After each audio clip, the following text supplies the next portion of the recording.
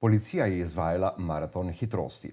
Kako je potekal in kakšni so rezultati, nam bo predstavil vodja oddelka za cestni promet v sektorju uniformirane policije Policijske uprave Murska Sobota, magister Karl Rajs. Lepo pozdravljeni. Lepo pozdravljeni.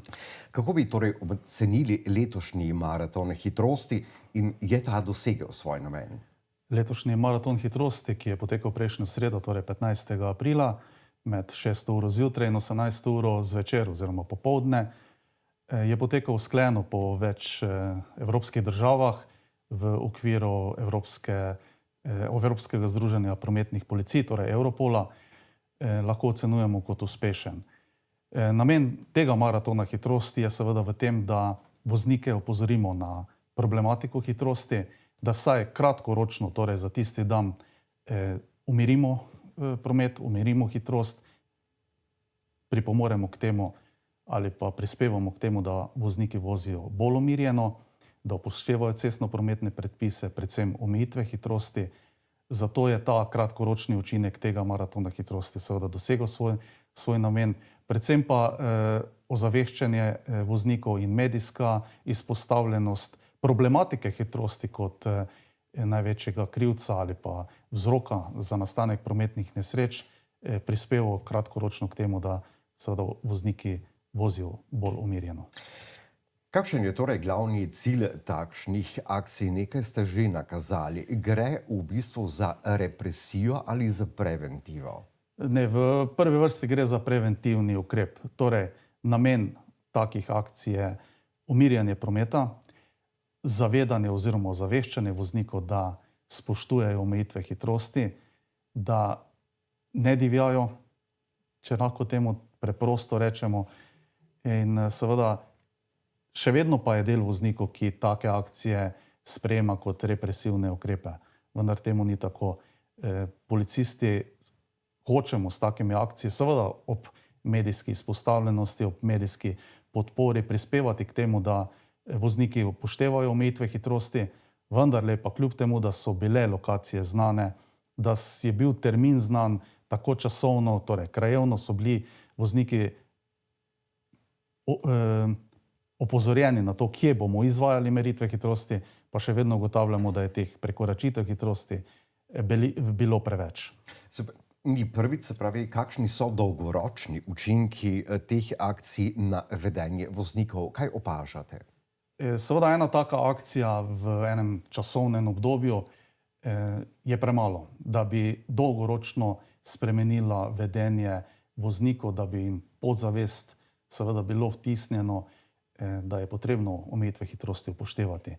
Zato je potrebno take akcije nadaljevati oziroma ponavljati kontinuirano in več ponovitev takih poostrenih nadzorov ima kumulativen učinek, torej akcija se sama po sebi sešteva z drugo akcijo in na koncu lahko nekako ugotovimo, da je dolgoročen učinek v tem, da vozniki sprejmejo omejitve hitrosti kot del udeležbe v cestnem prometu, da s tem prispevajo k varnosti ostalih udeležencev, pa tudi sebe. Kakšne kršitve oziroma koliko ste jih zaznali in kako lahko to primerjamo s preteklimi leti? V letošnjem izvajanju maratona hitrosti, torej prejšnjo sredo, je bilo ugotovljenih 72 prekoračitev hitrosti, kar je glede na prejšnja leta nekako enako število te hitrosti. Prej sem dejal, da se je število prekoračitev hitrosti, ugotovljenih prekoračitev hitrosti povečuje. V mislih sem imel celoten čas oziroma celotno obdobje te akcije, ki je trajalo od ponedeljka 13. pa do nedelje 19. aprila. V tem času je v letošnjem letu bilo ugotovljenih 265 kršitev prekoračitev hitrosti. To je enkrat več od lanskega leta, vendar moramo se zavedati, da ti podatki niso tako samo številčno enostavno primerljivi. Ugotavljati je potrebno tudi druge okoliščine. Ena izmed pomembnejših je predvsem ta, da je prejšnji teden bil zelo ugoden za vožnjo. Bilo je lepo vreme, bilo je toplo, sončno in seveda to veliko prispeva k temu, da vozniki vozijo hitreje. Namreč ni jim potrebno upoštevati vremenske pogoje, ker je seveda potem hitrost bistveno manjša v primeru dežja, megle in podobno. Ampak kljub temu, kje zaznavate največ prekoračitev hitrosti? Je to v naseljih ali izven naselij? Policisti se osredotočamo in meritve hitrosti v veliki meri izvajamo v naseljih.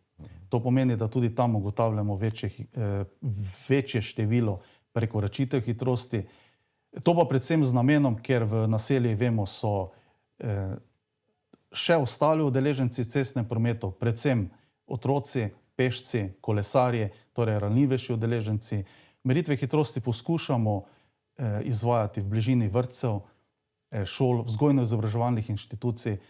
Zato je seveda na količino časovno komponento izvajanja meritve hitrosti več prekoračitev ugotovljenih v naselju. Seveda, prekoračitve hitrosti izven naselja niso nobena izjema, tudi tam ugotavljamo prekoračitve hitrosti. Veliko prekoračitev hitrosti pa ugotavljamo tudi na avtocesti. Zdaj, ko smo ravno pri avtocestah in pri cestnem prometu, vsake toliko časa zasledimo, kljub temu, da je policija napovedala to akcijo, kakšnega rekorderja je, kakšna omejitev hitrosti ali pa kakšna hitrost, ki jo velja posebej izpostaviti. Ja, v tem maratonu izvajanja meritve hitrosti prejšnjo sredo je na avtocesti bila ugotovljena, bomo rekli temu, ekstremna prekoračitev hitrosti.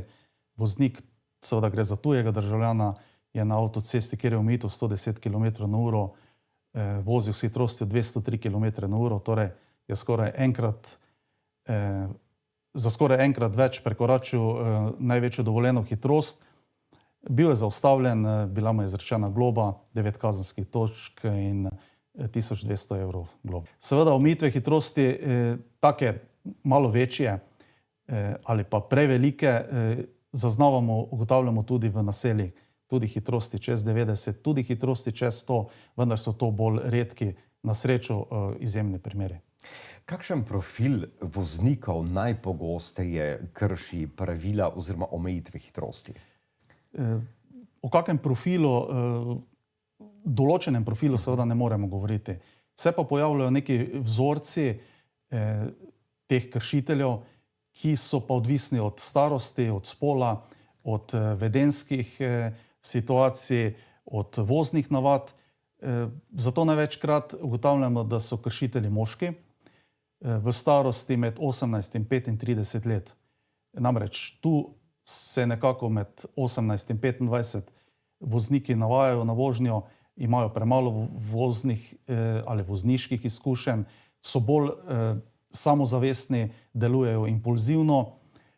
Potem ugotavljamo, da je veliko voznikov, ki uporabljajo službena vozila, torej prekoračijo hitrost zaradi službenih obveznosti, trgovski potniki, vozniki manjših dostavnih vozil, kombiniranih vozil, ki so pa, če govorimo o tej situacijski komponenti oziroma situacijskem dejavniku, v časovni stiski, zamujajo v službo, zamujajo na sestanke, zamujajo v šolo oziroma nekako v časovni stiski zamujajo na neki dogodek, na katerega so vezani.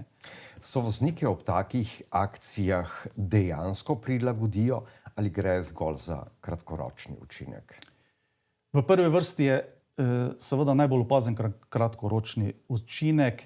Povečana prisotnost policistov vpliva na to, da vozniki vozijo umirjeno, da upoštevajo cestno-prometne predpise.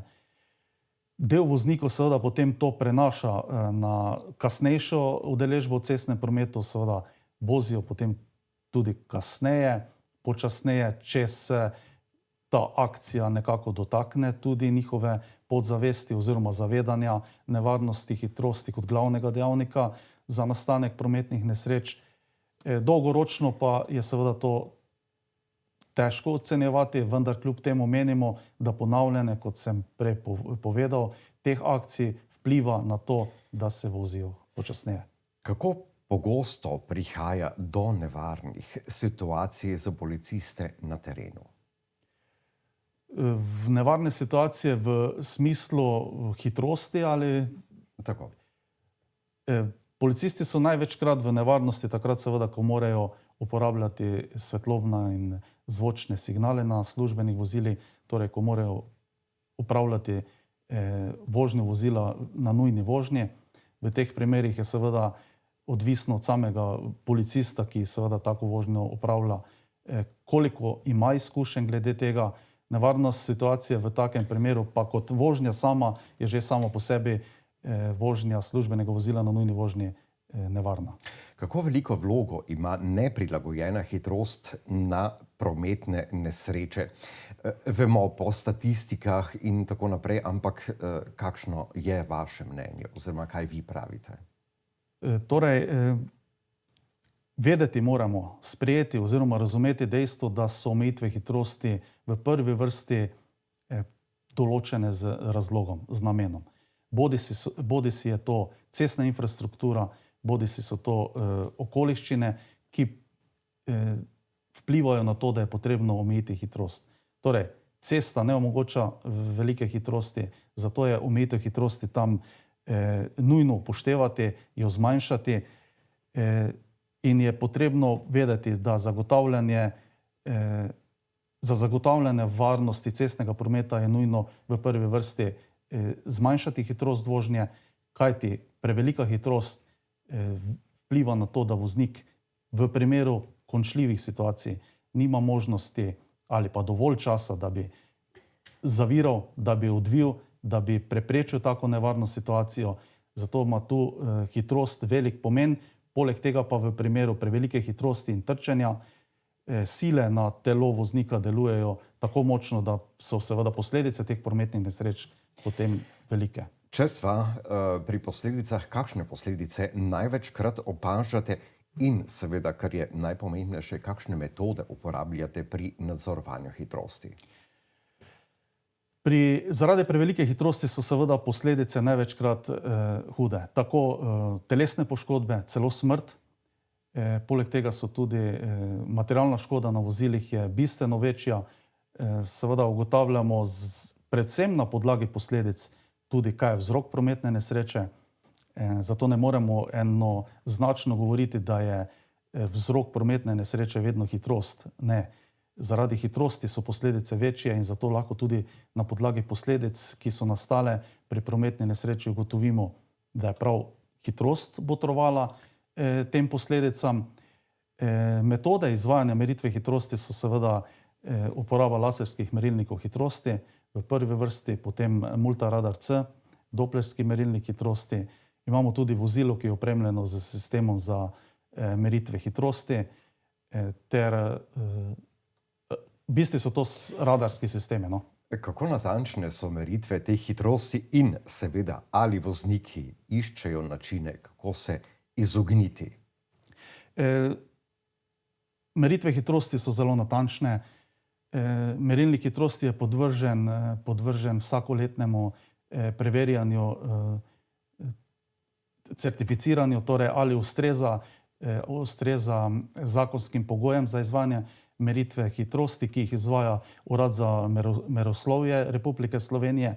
Seveda vozniki poskušajo na razne načine izpodbijati verodostojnost teh izvedenih meritev hitrosti, vendar sam sem že v svoji karieri imel priložnost, ko se voznik ni strinjal, naj ponovi hitrost, seveda v okviru omejitev, torej da se je pripeljal ponovno 50 km/h recimo in sem izvajal meritve hitrosti ter ga izmeril.